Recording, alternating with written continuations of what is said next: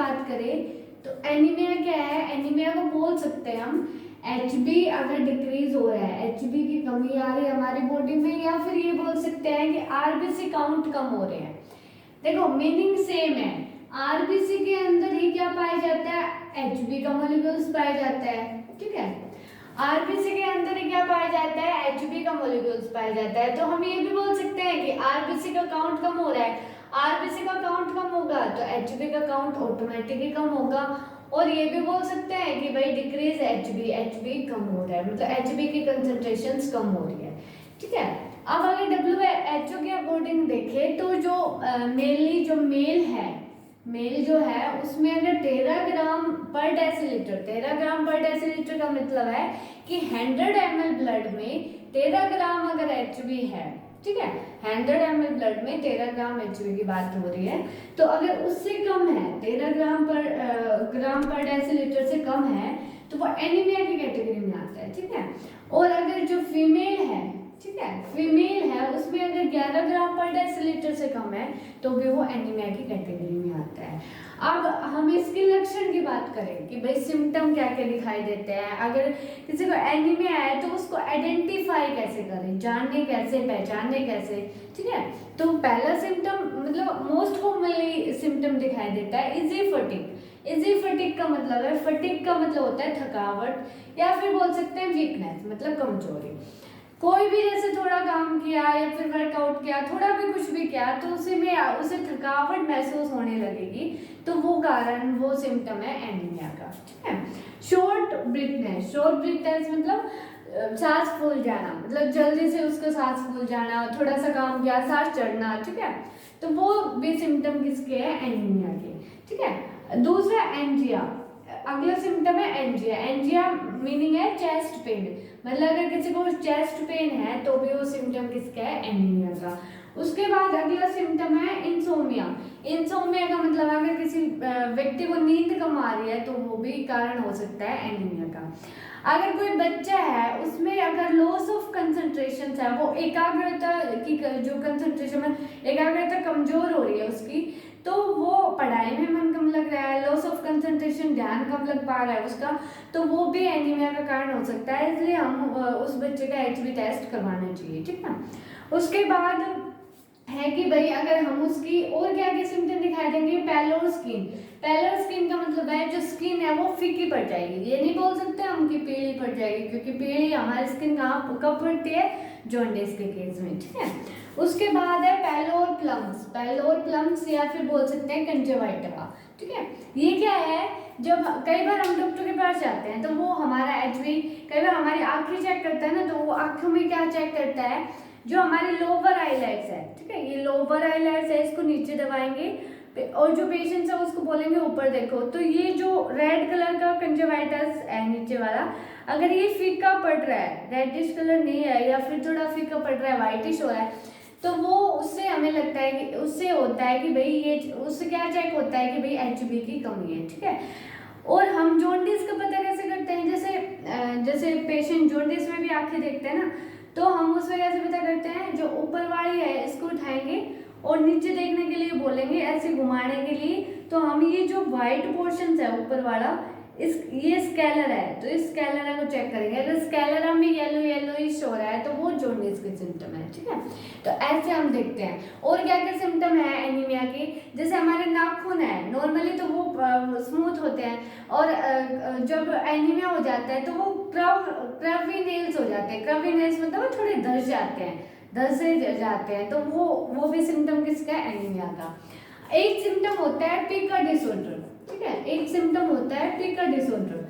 पिका disorder में क्या होता है, ये मेनली आयरन की कमी से अगर एनीमिया हो रहा है तो उसमें होता है।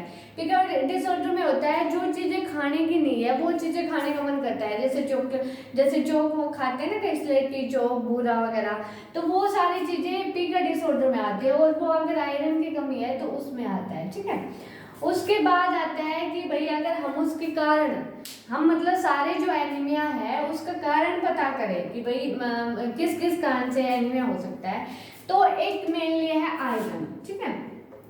आयरन मेन क्यों है, क्योंकि हमने पढ़ा था आरबीसी के अंदर क्या है, एचबी, और एक HB मतलब एक हीमोग्लोबिन है, उसको अगर हीमोग्लोबिन जो HB है उसको पूरा लिखे तो क्या लिखा जाएगा, हीमोग्लोबिन। ठीक है, तो हीमो का मतलब है आयरन एंड ग्लोबुलिन का मतलब है प्रोटीन, या फिर ग्लोबिन चेन भी बोल सकते हैं, ग्लोबुलिन चेन। ठीक है, तो आयरन प्लस प्रोटीन से मिलके क्या बना है, HB। ठीक है, 4 मॉलिक्यूल्स इसके होते हैं आयरन के।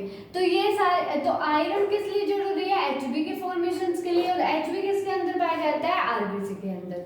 तो आयरन का मेन रोल है। अगर हम डाइट में ही आयरन की कमी आ रही है हमारी डाइट में, या फिर डाइट में तो प्रॉपर ले रहे हैं पर एब्जॉर्प्शन अगर प्रॉपर नहीं हो पा रही है तो वो भी किस में आता है, आयरन अगर प्रॉपर एब्जॉर्ब नहीं हो पा रहा है तो वो भी उसके कारण भी एनीमिया हो सकता है।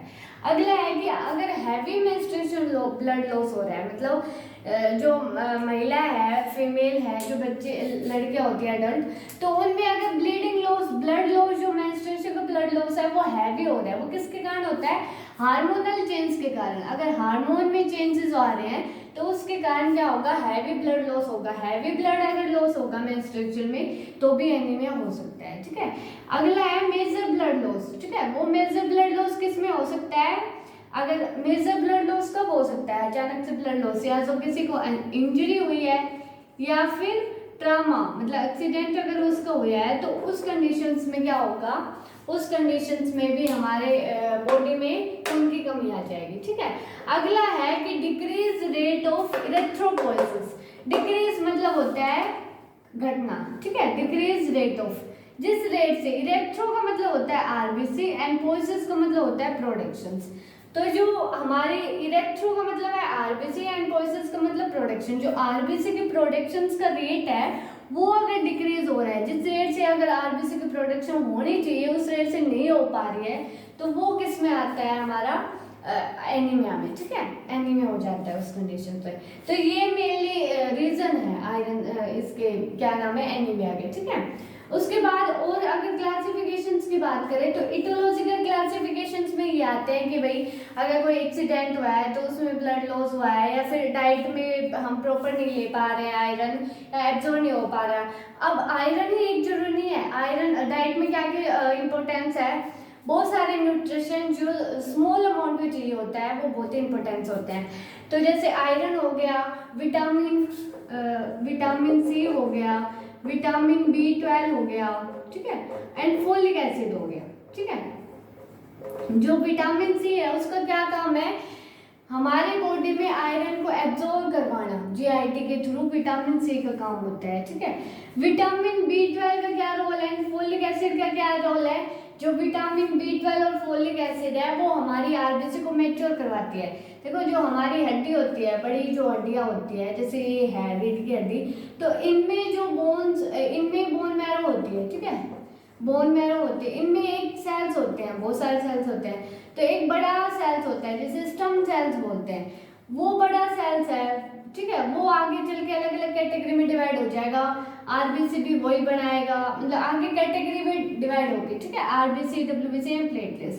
तो पहले बहुत बड़ा सेल्स था, फिर होता होता है आरबीसी को मैच्योर होते होते छोटा सेल्स हो गया।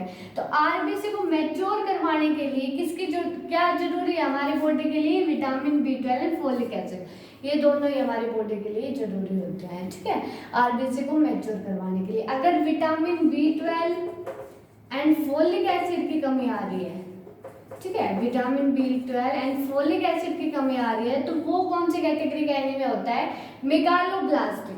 मेगालो का मतलब होता है बड़ा, क्योंकि उसमें सेल, जितना बड़ा सेल का साइज होगा उतना ही वो इमेच्योर सेल्स होगा।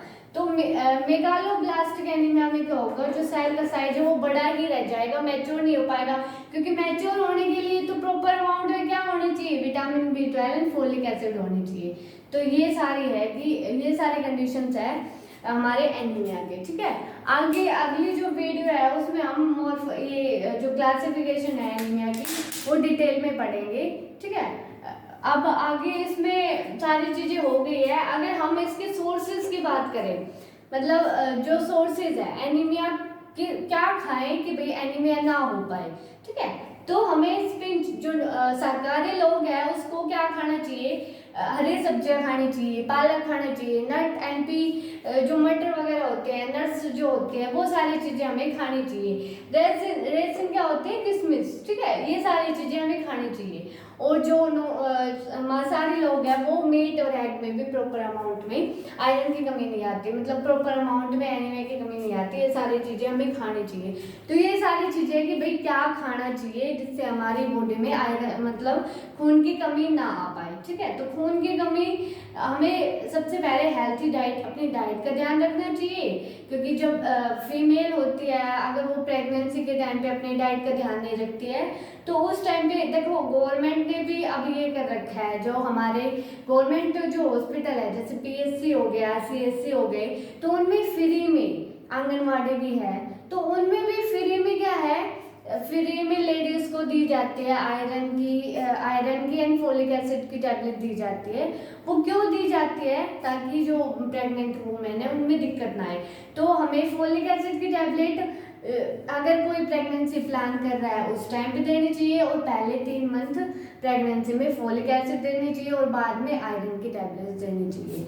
तो ये सारे हैं कि भाई हमारे एनीमिया मतलब एनीमिया होना, क्योंकि एनीमिया बहुत सारी 50% पॉपुलेशन 50% लेडीज में एनीमिया हो रहा है, क्योंकि उनमें खून की कमी पाती है, ठीक है। और खून की कमी जैसे लैक्टेशन, अगर बच्चे को दूध पिला रहा है तो बच्चे की मतलब जो फीमेल है वो अगर बच्चे को दूध पिला रही है तो उस टाइम पे भी अगर डाइट का हमें प्रॉपर ध्यान रखना चाहिए।